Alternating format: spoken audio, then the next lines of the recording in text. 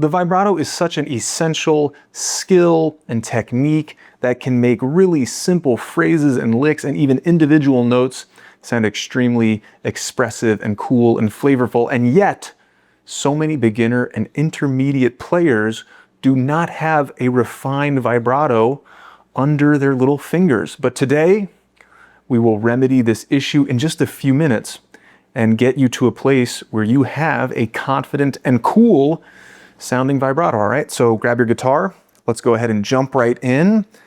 Let's grab the 9th fret of the G string with our ring finger. And all we're going to do is we're going to essentially pull the string down slightly. And notice, before we even do that, I'm supporting my ring finger with my middle and index fingers. So I'm just gonna lightly tap the string and start pulling down. Now, if I started pulling down further and further and further, I'd get up to a, half step bend, right?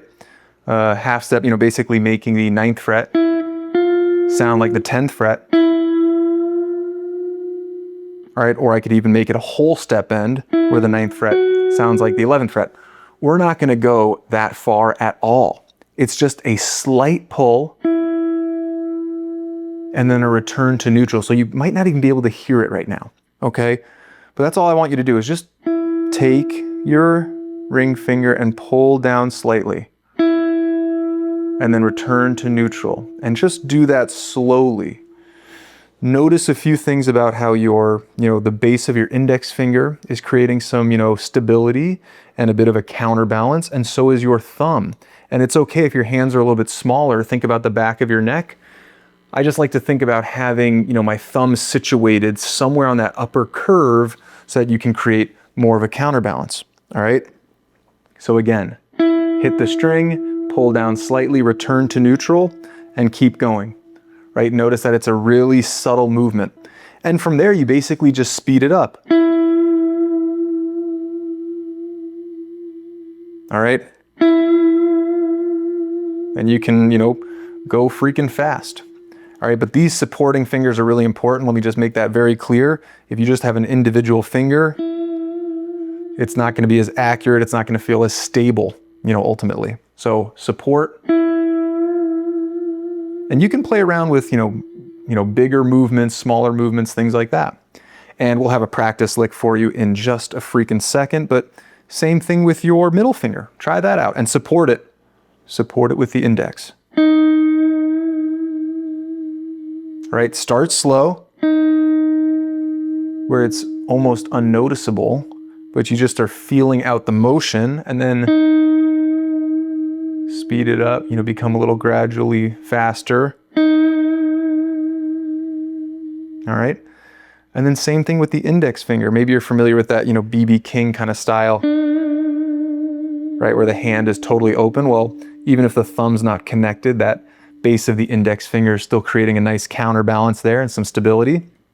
But I would start with, creating contact, with your thumb, just as you get familiar with it. And you're pulling down. Notice my fingers are angled, right? There's always going to be some subtle techniques, or some subtle aspects to all of the techniques we mess with on the guitar. So there's a slant to the fingers. There's these, points of contact, counterbalances, things like that.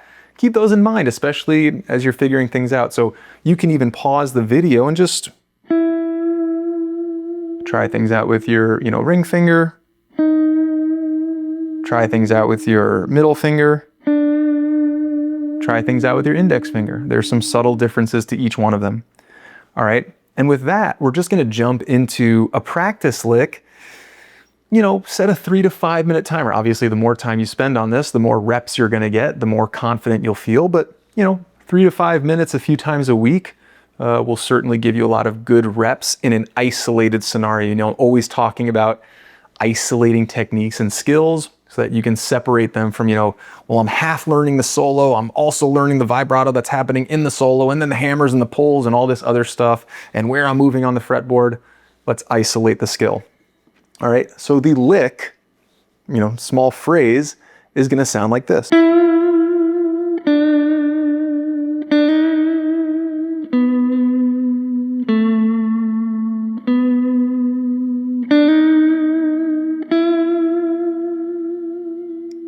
So maybe not a lick or a phrase that you would use in a solo or a song that you're writing and creating, but it does put the vibrato in a more, functional context than maybe just, playing around with the vibrato on one string. All right.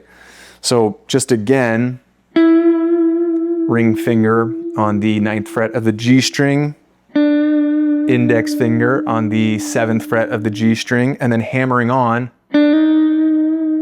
to the 8th fret with the middle finger. So we're getting some middle finger reps, and then 9th fret of the D string, 7th fret of the D string. So ring and index finger reps, and then back to 9th fret of the D string. So another, ring finger rep, and then hammering back to the 8th fret of the G string, getting some middle finger reps and finishing it off with the ring finger on the 9th fret of the G string, and then restarting. So like I said, if you take 3 to 5 minutes to just repeat this, you will get some great reps of just the vibrato. All right, and it'll make it that much easier, right? Isolating it, like I said, will make it that much easier to bring it into your own playing when, you're soloing or, hitting some fills and lead lines in a jam, or, like I said, a song you're creating, things like that. Or songs that you're learning and solos that you're learning where the vibrato is an important component. You can start having it down and you don't have to overthink it when you're learning that solo, right? You can just, okay, I know how to nail this, and then you can figure out where am I moving in the solo, get, tuned into the scales and things that you're using, the arpeggios, the triads, all that kind of stuff. So there's the deal. Last context, that little lick is based on, a B minor / D major pentatonic shape. And then of course we've got this, hammer onto the 8th fret, which would put it into kind of a blues scale category. And just want to give you that final context. But if you did find this helpful, like and subscribe. I hope it was helpful to you all. And there's lots of good stuff coming up down the pipeline, or coming up in the pipeline. Whatever the phrase is, I will see you all on the next one. Peace.